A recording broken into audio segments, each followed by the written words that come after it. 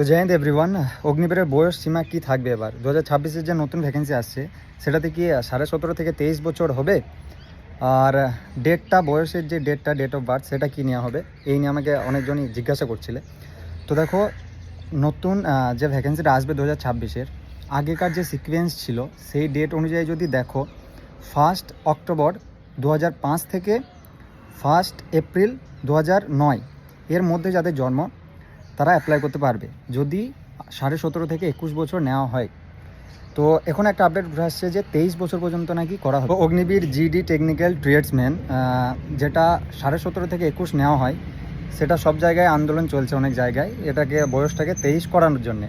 তো আজকেও RWA রোজগার উইথ আঙ্কিত তারাও একটা কমপ্লেন করছে টুইটারের মাধ্যমে।